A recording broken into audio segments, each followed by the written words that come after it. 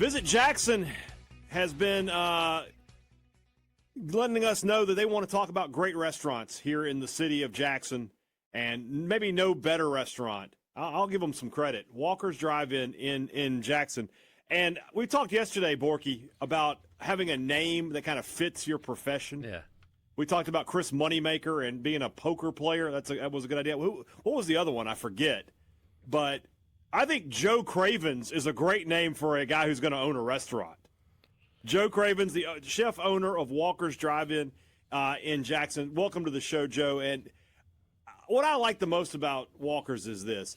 If you just walked past it, and I said, let's go eat here, and you didn't know anything about it, you think we were probably going to go inside and have a burger, maybe a slice of pizza. It's very unassuming from the outside, but when you go inside, you're getting some of the best food in the state of Mississippi. Yeah, I appreciate that. That's our everyday goal. And I mean, it's something that you guys have been doing for a long, long time there. So tell us, how long have you been in ownership of the restaurant now? So we are on 11 months. July 11th will actually be 1 year for us, and we're loving every second of it. For somebody that has not been under your leadership, when you take over something like that, a place that's been there for a while, what do you feel like you have to change? What has changed? What's different? What's new? What's old? What's the new experience like? So the number one goal right out of the gate was to keep everything the same. Derek Emerson did an absolutely fantastic job really building, critiquing, and making the perfect menu for Walker's. So, the last 11 months we've kept everything the same, added a few things, but haven't taken anything off because the number one thing is we want somebody to come in who's always been coming and their favorite dish isn't gone. That you wouldn't believe there's almost no waste in that restaurant. Everything sells. So most owners have to sit down and they go, let's look at our big sellers, what's making us money, this and that. At Walker's, we don't have to do that. Everything sells. But we have added a few things. We've added a few seasonal salads here and there. We actually put chicken on the menu. We had brisket on there for a minute, and then from there we've run a bunch of specials. So every time you come in, there's a new chef-driven special that we kind of put it all into. So before we get into more about your restaurant, I kind of want to ask about you specifically and your inspiration and where you started. So you're not from Mississippi, right? But nearby. Yeah, Memphis, born and raised. And when did you know that this was going to be your thing? When I was 14, I jumped in and I became a busboy at a local Italian joint in Memphis called Coletta's. And, I have a breakfast every Wednesday, and they kind of ask me these same questions. So I'm pretty prepared for them, which works out. But, when I was a busser, I figured out that there was like 4 bussers at the time, and I realized the easiest way to make the most money as a busser is, unfortunately, get rid of all the other bussers. So you had to work harder than them. And, once you're the best, then they realize they're like, okay, we just need Joe. And then you make the most because then you're not sharing tips and this, that, and the other. But then I kind of implemented that into like every day. And it was like, you've got to be a sponge. You've got to be willing to learn. You got to jump in there, get your hands dirty every second of every day. And I did a lot of that when I was in the learning process. I've done a little bit of everything. I've worked at the dive bar. I've made donuts at 1:30 in the morning. I've worked fine dining. I've worked farm to table. And now I'm back doing fine dining. And we just jumped across the street with David Farr and Jason Watkins, and we're doing a little bit of – actually, it's all new stuff for me.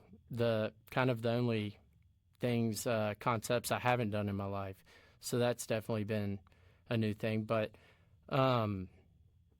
we a lot of there for a second I had a mindset of like I'm trying to work for all of the best chefs in the United States, and I worked for Vishwesh Bhatt, definitely one of the best. Worked for Steven Satterfield, definitely one of the best, and then I pretty much called it at Derek Emerson, which is definitely one of the best. So that was kind of my mindset for a long time. This is going to be a goofy question. Forgive me for this, but I have watched a lot of chef-related shows. I loved Gordon Ramsay's Hell's Kitchen, Burnt. I know you've seen Burnt, the Bradley Cooper movie. I got into The Bear on Hulu.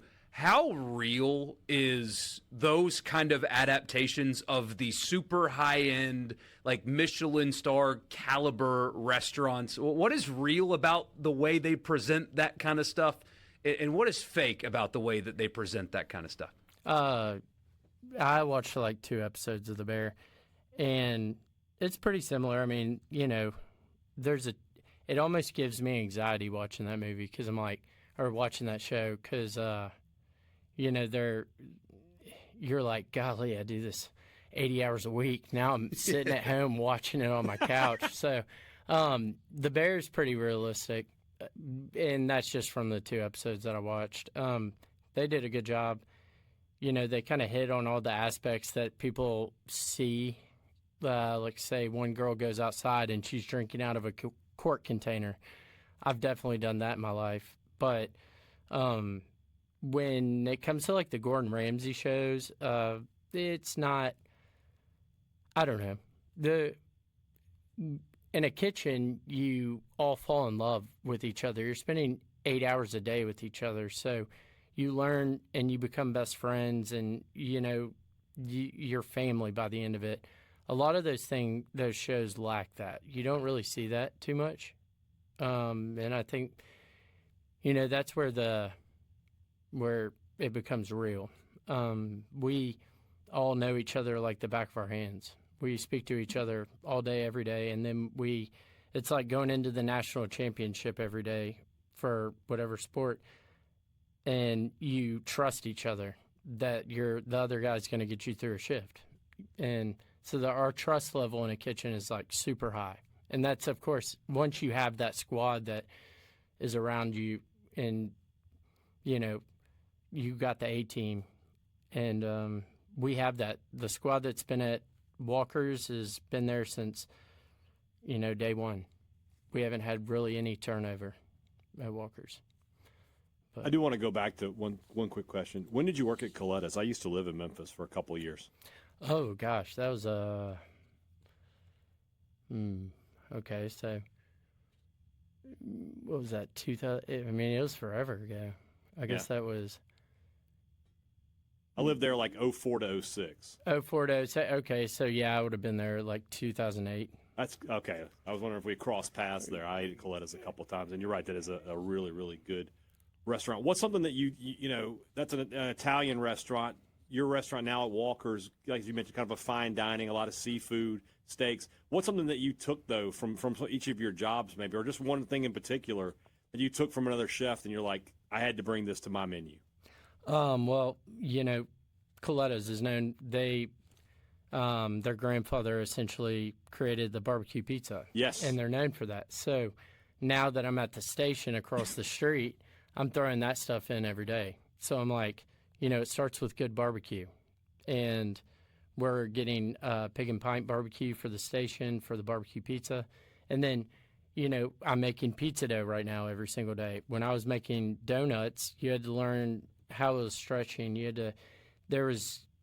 It's much more than a recipe when it comes to dough. You're feeling the humidity in the air. The temperature, everything else. So when you're making donuts, you're doing a very similar thing. Mm-hmm. And that stuff just starts to stick with you. And then with Walker's, it's like when I was at Miller Union in Atlanta, it was farm to table 100%. We didn't have distributors. We didn't have, the Cisco U.S. Foods truck pulling up to the back door. That was never a thing. We used Amazon for a few paper products, but everything came from local farmers, and that was probably the most spectacular thing I ever saw because it was just constant, amazing product coming in the door. And now we did a lot of cool stuff with vegetables, and I implement that on a daily basis into Walkers. But, you know, that's... Hold that thought. Actually, we got to go to a break. We have hard breaks here, so I hate to cut you off. I'm sorry. We just didn't want to talk into the break there. So we'll be right back. Sports Talk Mississippi on this Thursday, talking food and a icon in the capital city of the great state of Mississippi. We'll be back in just a bit.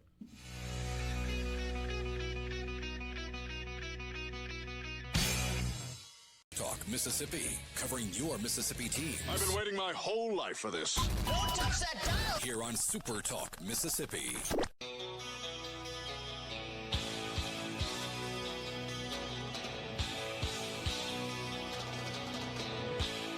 Welcome back, Sports Talk Mississippi. We continue on the Farm Bureau guest line. Check out favorites.com and go with the home team, Mississippi Farm Bureau. Chef owner Joe Cravens with Walkers Drive-In in Jackson. Still with us here, and I want to ask you about something. Adding to your menu, how just real quick, how often do you do it? And I have a follow-up with that. You know, we try to keep it seasonal, so you've got to also figure out the market, and you know that's kind of been the biggest thing. You have people come in that are vegetarians, or you know they want something with chicken, or they want something. So we're always trying to bring something new to the table that, you know, pulls the people that haven't been coming to Walkers because they haven't had an option. We're trying to bring them an option. That's been. So when you're, hey, we're going to add something to our menu this fall. Yeah. What is the start to finish process, the research and development? How do you go from nothing to this is the finished product and we're going to put this on our menu and serve this to our customers tonight? You know, we look at the availability. So you definitely don't want to put something in that's going to be there for a quarter that's only going to be around for another month. You also want it to make sense. You don't want somebody to walk in and, you know, when I say make sense, like we had brisket and it was a braised brisket and we were serving it in December, so it was 32 degrees out, and you know it was real hearty ingredients. It was warming. There was a broth on the bottom, so then we topped it with a gremolata, celery gremolata, but it made sense for December, right? Now we're in a much, you know, different temperature. We're in Mississippi. It's pushing, you know, it feels like 98 degrees outside. So we went for an airline chicken breast, which is pretty typical in fine dining, but we try to take it to that next level where it's like, gosh, I've had chicken a million times in my life, but this is the best. And once you figured that out, you ride with it. Now, you know, there's trial and error, and you fix it as you go. But right now, the one that we've got it's stuck. It's doing good, and it makes sense. And then you mentioned earlier that when you took over, you didn't want to change anything. I think if you did try to change one thing that would start a riot, it would be taking the redfish off the menu, the redfish Anna, maybe the most famous dish at Walker's. Why is that dish as popular as it is, aside from the fact that it's delicious? You know, it's just like I said, that dish just makes sense. Marco Pierre White said it perfectly. He's my favorite chef. But it's simplicity. And that is just the Gulf on a plate. So you've got a piece of redfish from the Gulf. You've got a jumbo lump crab from the Gulf. And you pair it with good mashed potatoes, haricots, and a little bit of charred tomato beurre blanc. And, I mean, it's just as simple as that. But I'm telling you, it doesn't matter where you're at. It doesn't it like has to be made at Walker's. I can't go on vacation and make that dish. There's something about that dish being made at Walker's that makes it so much better. I don't know what it is. It's like the water for a New York bagel, right? It's something in the water is making it work that way. Exactly. You can't remake it. What is it about? You know, we had Gino Lee on yesterday from the Big Apple Inn. That's a Jackson institution. Walker's is a Jackson institution. What is the responsibility that you feel to keep that kind of institution at the level it's always been at? Well, Derek put his sweat and tears into that place. I mean, he was up there 24/7 for, a long time until he opened Local 463. So my goal has been to do the exact same. I'm in there every single day. We're trying to perfect it a little bit more each and every day, trying to stay relevant.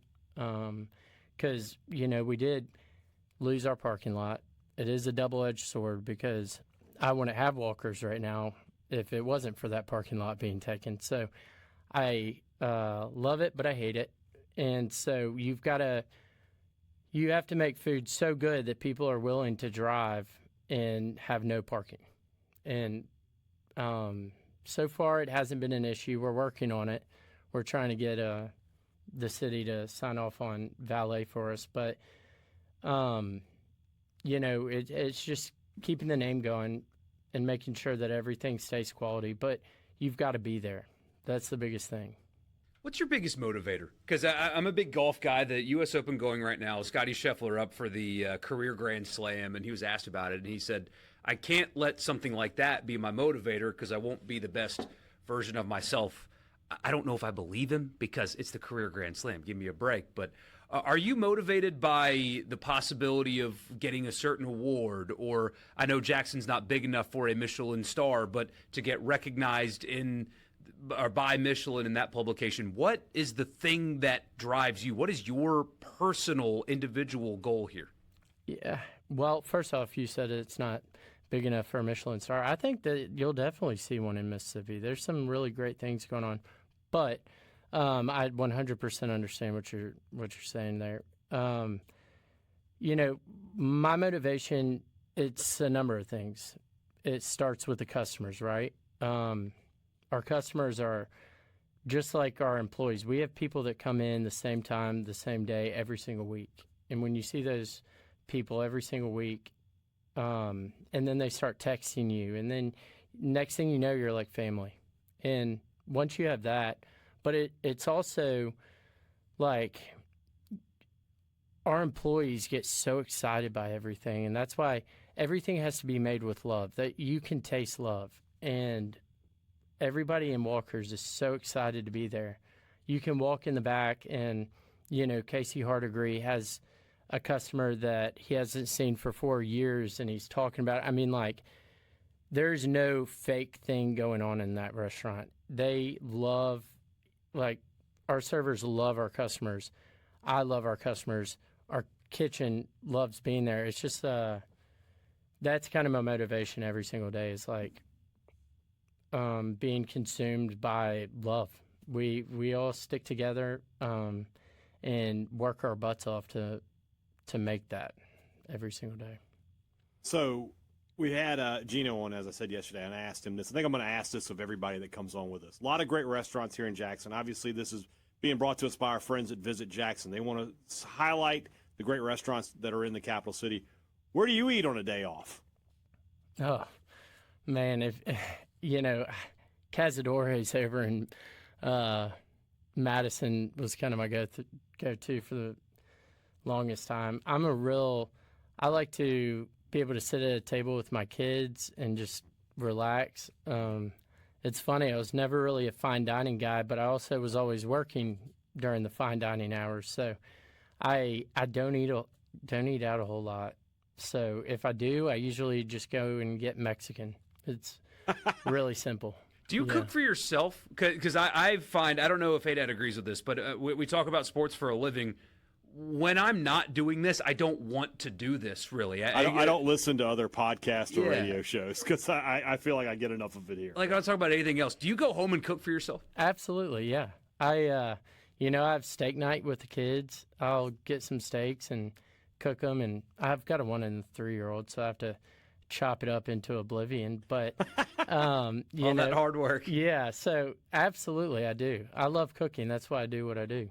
And I understand what y'all mean by the not wanting to do talk shows and all that. But when I get home and I'm in the mood for a steak, I'm probably not going to go out and buy one. Probably just going to grab one and cook it at the house, to be honest. So I do a lot of cooking at home. So Walker's has been around for a long, long time. What do you think the next decade plus of Walker's is going to look like? Well, Fondren's grown every single day, so it's really exciting to walk out the front door every day and see the progress of what's going on. I think that Walker's is going to just keep going and going and going. Those cinder block walls have been around for a very long time, 1946 to be exact.